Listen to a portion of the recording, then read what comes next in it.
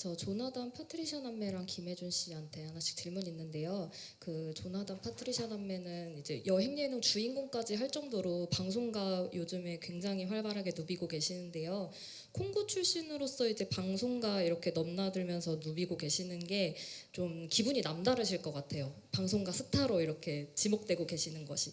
그 소감 좀 부탁드리고 프로그램으로 받고 싶은 평가 있다면 어떤 건지도 부탁드리고요. 김혜준 씨는 이제 남매 옆에서 보면서 좀 그 기분이 어떠셨는지, 그리고 형제나 자매나 뭐 남매가 있는 시청자가 어떤 점에서 좀 공감을 할 수 있을지 짚어주시면 감사할 것 같습니다. 저부터 얘기하면 될까요? 네네, 메인이시니까 메인 먼저 하시면 됩니다. 네네. 일단 되게 기분 좋은 되게 또 질문이기도 한데 제가 요즘 되게 많이 생각하는 거예요. 사실은 너무 신기하죠. 일단 처음을 말씀드리자면 너무 신기하고 너무 감사한 게 정말 그냥 그냥 늘 감사합니다 이게 아니고 진짜 감사한 거예요. 왜냐면은 어쨌든 물론 이제 우리가 예전부터 어렸을 때부터 제가 그때 이제 인간극장 나간 게 아마 12살 아마 초등학교 때였을 거예요. 그때부터 어쨌든 간에 계속 저희 지켜보는 사람들도 물론 알겠지만 저는 여기에 이렇게 이런 프로그램 또 진짜 대단한 또 개그맨 형과 이렇게 하는 것 자체가 진짜 쉬운 건 아니거든요. 정말 쉬운 일도 아니고 특히 타국에서 이렇게 제가 다른 나라에서 와가지고 일단 적응하는 거나 아니면은 어떻게 보면은 저의 어떤 제가 추구하는 개그라고 해야 되나? 제가 추구하는 재미있는 거, 저의 생각들 그거에 대해서 와 그거 너무 나도 그거 너무 재밌어. 그거 너무 나는 그거 되게 좋아해. 너의 어떤 면을 좋아해. 이렇게 해주실 수 있는 것 자체가 제가 생각한 거가 딱 맞은 거죠. 사실은 그 의도랑 그런 게 너무 신기하고 영광인 것 같아요. 왜냐면은 또 저 외에도 더 많은 분들도 다 이렇게 계시고 한데도 내가 이 자리에서 그래도 이렇게 해외여행도 보내준다는 이런 그 프로그램도 나가보고 이렇게 기자님도 와서 이렇게 질문도 해주고 이 자체가 저는 항상 늘 신기하고 늘 감사한 것 같습니다. 네네네. 네. 겸손이 가득하시네요. 아 그렇죠, 그렇죠. 네. 정말이에요. 네. 역시 연예인. 메인. 네, 검색하면 방송이라고 나오기 그러니까요. 때문에 네, 방송이 조나단 씨 예, 제가 신뢰를 겸했습니다. 그 맞춰서 네네네. 네. 자, 그러면 우리 또 혜준님, 뭐냐면 리샤님 뭐 어떻게? 저 하면 될까요? 네. 네네네.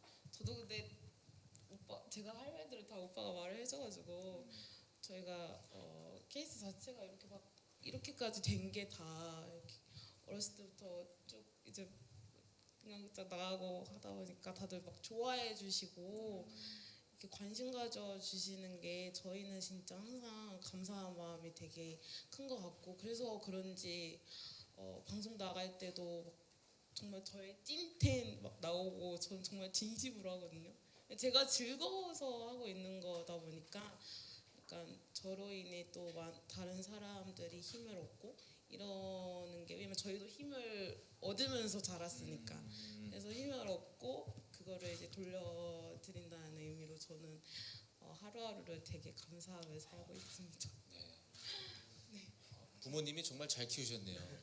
감사합니다. 그런 생각도 들면서 사실 되게 저는 딱 느끼는 게 뭐냐면은 이런 모든 리액션들이 다 순수하고 정말 느끼는 것들을 보여주시니까 그래서 이런 시청자분들이 되게 재밌게 보시고 공감해 주시는 것 같아요. 특히나 그 현실 남매요. 그래서 말인데 우리 혜준님 아까도 이제 기자님께서 질문하신 것 중에서 이런 뭔가 공감 포인트들. 네. 일단 첫 번째로 이 두 친구와 여행 간다는 것 자체가 사실 저도 진짜 여행을 다녀본 적이 많지가 않아가지고 생각보다 정말 내가 이런 것들을 많이 안 했구나라는 생각이 정말 많이 들었어요. 그래서 두 친구가 간다고 했을 때 솔직히 좀 부담스럽기도 했어요.